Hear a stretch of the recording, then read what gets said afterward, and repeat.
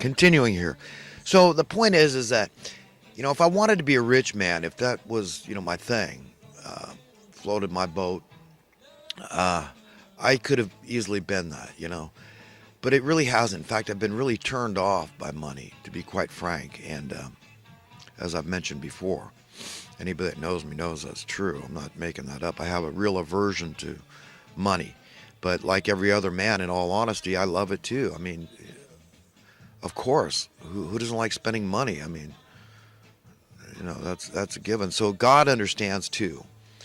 And all we can do really is confess this issue, because it really is, like Jesus said, it's the root of all evil, and it's a competing God.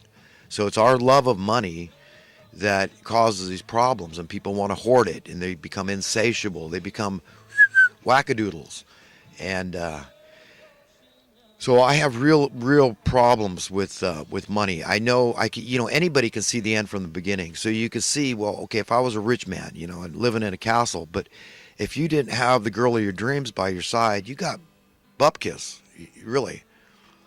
So that's far more important. Is to draw somebody to you, and make sure it's not for financial reasons. That's why I think like this whole thing, getting married and everything. We gotta,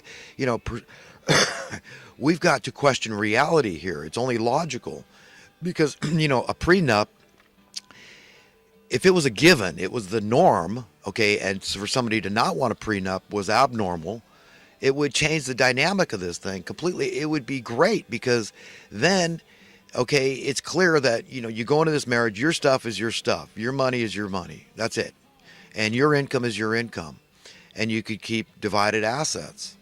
Okay, I mean, you can spend stuff in common. I mean, nobody has to be cheap. It's just that, you understand what I'm saying here?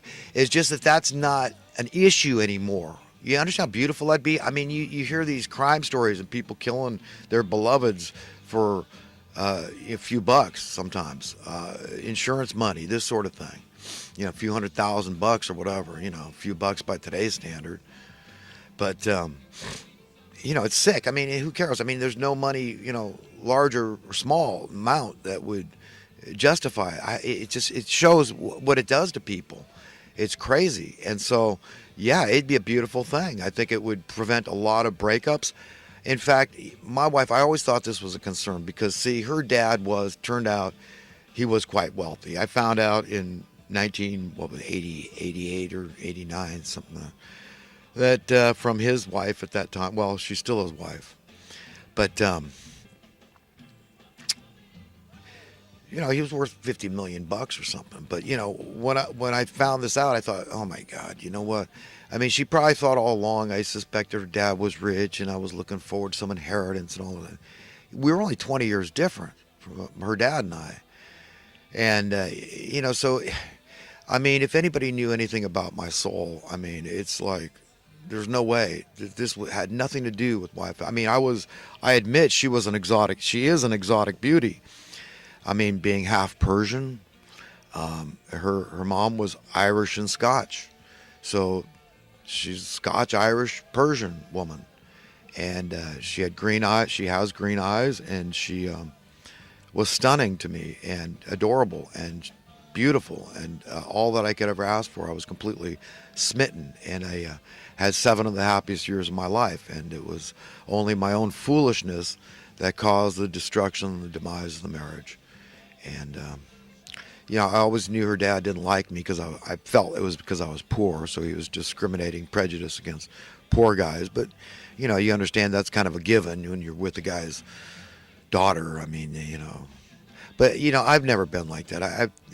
Anyhow, that's not how I raised my daughters.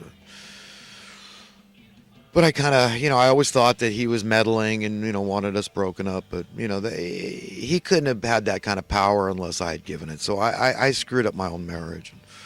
So I blamed myself. That's why this spell that she's had over me has lasted 30 years, because I've kept holding out hope that I would reconcile. I mean, I spent a lot of time in churches and in my Bible. And, you read, I think it's the book of Hosea, where he reconciles with his wife after all this time, and she had prostituted herself and all this, and it didn't matter to him. It was Kind of like that song. Who was it? Percy Sledge. When a man loves a woman, he can see no wrong and all that crap. But and I have look 30 years. This death do we part thing. Look, we that's another thing we got to change about these marriage vows. I mean, look, let's make it till till one of us gets a hair up there behind and doesn't falls out of love. Okay. Um, maybe sometimes it's true that familiarity breeds contempt. I don't like to believe that's true. At least I like to think anybody that gets to know me better and better loves me more and more. Sure, I don't want any enemies for sure, but I would like to be loved by everybody. Who doesn't? And liked too. I mean, in a way, being liked is more of a compliment than the love. I mean, we bandy these terms about, but if somebody genuinely likes you, as a human being, you're solid, you're good, you're good reputation, you're honorable, you're a nice human being. I mean, just nice human beings rate high in my personal book, and I'm sure in God's too. Just to be a pleasant human being rates high. So anyhow, yeah. In fact, my wife was actually her dad was he was related to the deposed Shah of Iran. We're going back to the 70s. And so he came here back, I think, way back in the 60s because my former wife was born in 64. So, yeah, he was here. He'd been here a long time. He was a well-established Iranian immigrant. But it's kind of fun, to think about, how we're all related. I mean, it's fun to think about our lineage and, our where we came from and our roots and all that sort of thing, our genetics. But at the end of the day, we're all equally special. We're just unique, and I think that's what we're intrigued by is the uniqueness. Is wow, who was my mom? Oh wow, it's like on my dad's side, his mom was an Irish immigrant, O'Driscoll, and married my grandpa, Joseph Daniel, who was Indian, and Peliquin was the original name. It wasn't Credit always. It was the ancestral name from the Mississauga tribe, which is right adjacent next door to uh, the Port Credit in. If you look at Mississauga, then you'll see Port Credit is right there too. Port Credit, you'll find it. I mean, it's in Mississauga, whatever. These things morph sometimes. Townships, what they call towns, but there's still a river credit, so that's where the name comes from. But at one time it was Peliquin, and he decided to shorten it, actually de Peliquin. So there's kind of a French influence there too, being that it was that region, I guess. A lot of French had immigrated to that area too. So I could, the Indian part could be partly, French tied in there too, because it's just interesting how it's all tied together. But Credit is kind of a French name, so but it's one that they adopted. So Peliquin would have been the ancestral name. It's intriguing. But O'Driscoll, if it had gone maiden, there's another thing about marriage. Listen, the girl of my dreams right now that I'm smitten by, I'd gladly take her name, her surname, gladly. Hmm. And she's got my address. If she wants to get a hold of me, she can write me.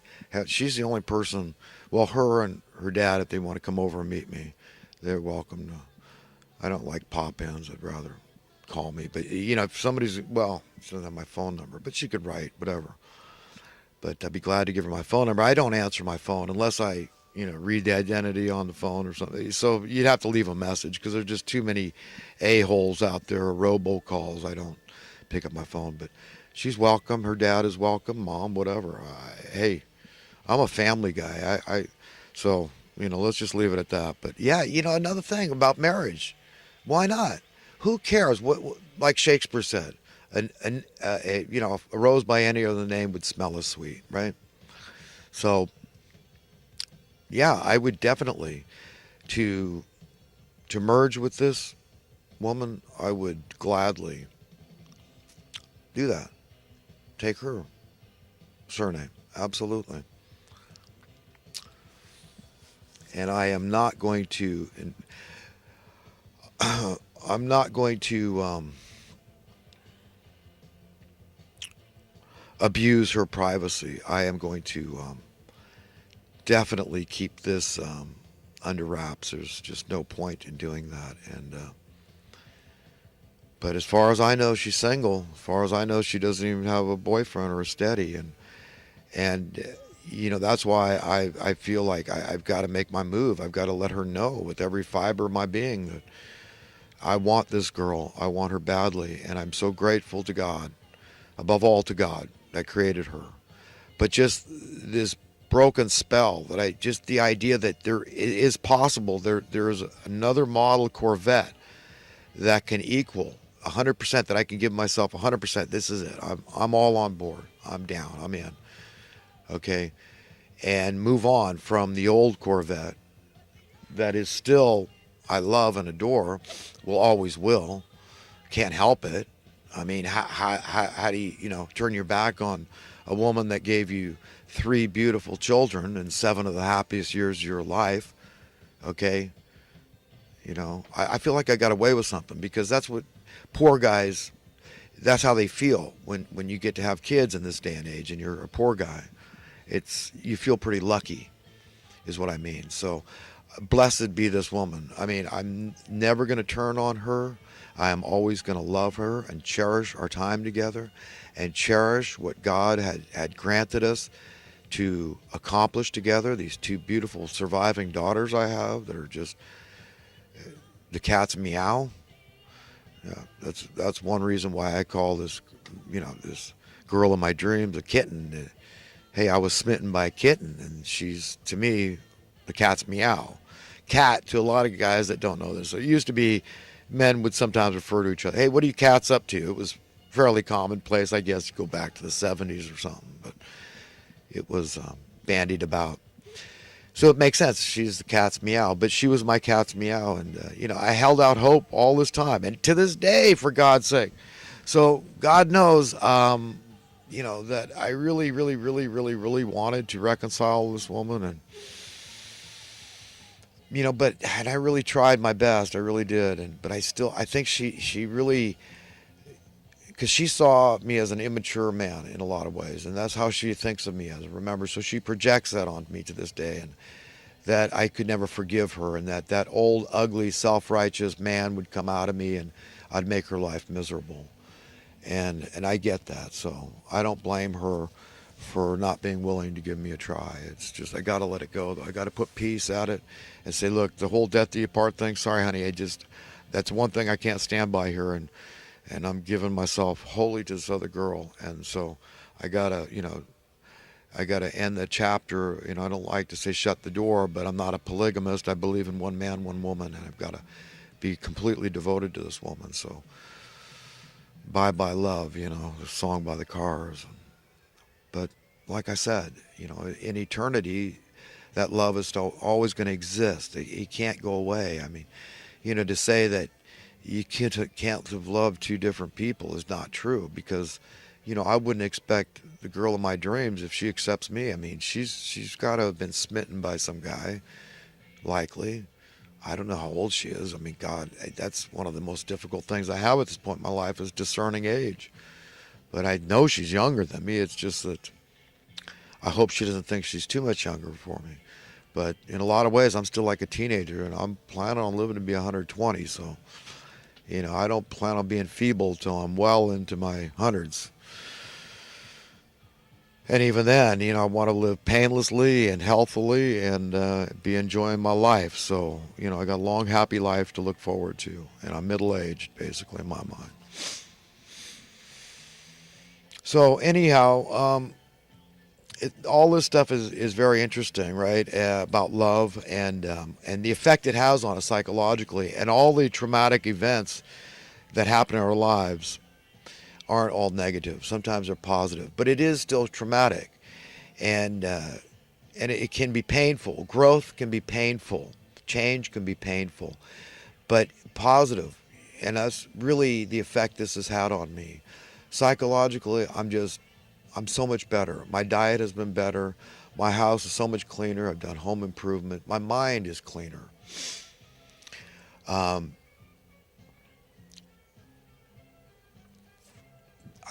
had a spell put on me, even physiologically. I mean, I don't want to go into it too much, but something happened, and it's very powerful. There's very powerful drugs. So this is biological changes that are happening in me, and it's a trip, man. Because I haven't had this for a long time, and it's been, like I said, over 15 years since I was intimate with a woman, and I just want puppy love. It's what I really want. I want the cake. I want to hold the cake. Okay, I just want to hold the girl, and I would like. This may sound absurd, but I feel like I want to be absorbed. I want to be possessed. I kind of want to be owned, like as an extension of God, my owner, my only true owner is